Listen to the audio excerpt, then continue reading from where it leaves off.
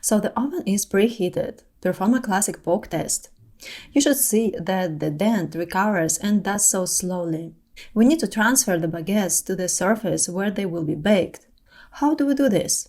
You will need a board. It's better if you have a longer board, about 40 centimeters in length, and it's very important that it is thin. A thick cutting board won't work. If you don't have a thin board, of course you use what you have, but keep in mind that it would be much easier if the board was narrow and thin. You can get it next time. Dust it with flour so the baguettes don't stick. Now we're going to do this movement. We need to transfer the baguette onto the board, then roll it off seam side down. Here we can also dust the surface with flour, so in case if baguette lands incorrectly, you can easily move it. Place the board close to the next baguette, straighten the fold, and take the cloth next to the baguette you were transferring. With a quick jerk, flip the baguette onto the board like this. Oh, there it's ready.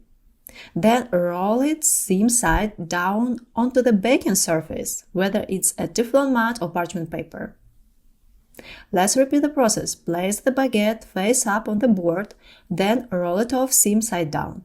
So grab the cloth and flip the baguette seam up. Then roll it so the seam is down. Perfect! Leave some space between the baguettes so they don't stick together during baking. And we will score them now. Before scoring the baguettes, turn on the kettle. We need boiling water. So turn on the kettle, let the water heat, and calmly, relaxed, approach this important and responsible moment. Don't worry, even if something goes wrong here, I'm sure the bread will be delicious. Hold the blade at the angle and cut along the length. It's important to cut lengthwise. Imagine a visual line dividing the baguette along its length, and we will cut along it. We don't cut the baguette like a sliced loaf this way. That won't look nice. To get a beautiful open crumb and oven spring, cut lengthwise. If it is more comfortable for you to cut away from yourself, you can cut away from yourself. If you have a knife, it's easier to cut away from yourself. I prefer cutting towards myself.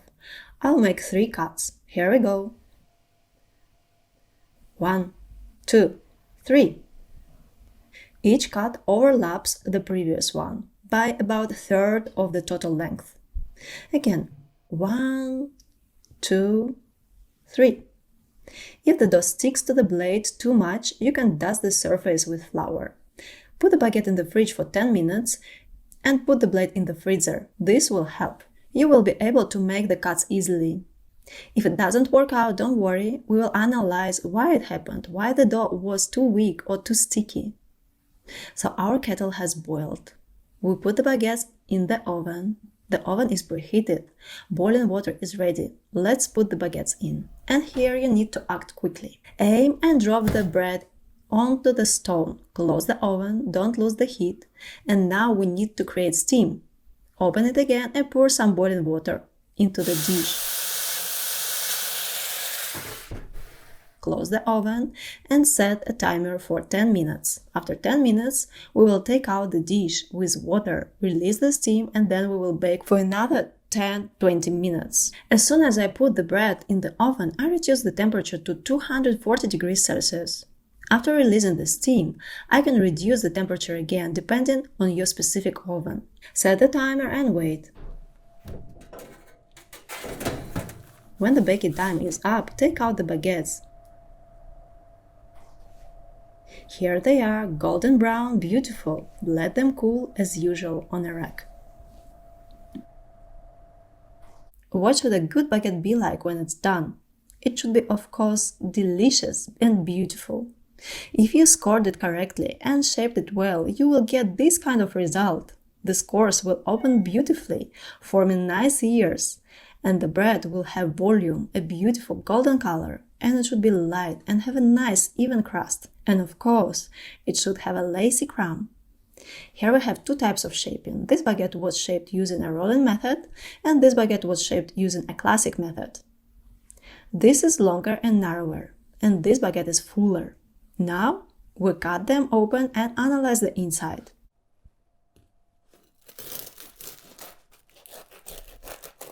Cut along the length to analyze the crumb. This is the lacy beauty we have achieved. This is how a real sourdough baguette should look. Inside, all the pores and alveoli are distributed evenly with the thin gluten films that have turned into the crumb of the bread. This is the pattern of a good, true baguette. A thin-walled, lacy crumb and evenly distributed alveoli.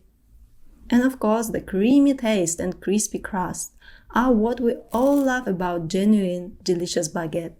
So we have analyzed the roll and shaping method. Now let's look at the second classic shaping method.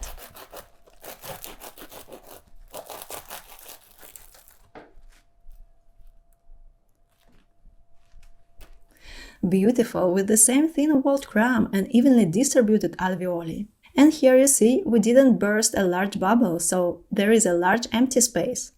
But that's okay. Analyze your results, don't be hard on yourself, and do your homework. Bake more and more, and you will see that your results will improve quickly.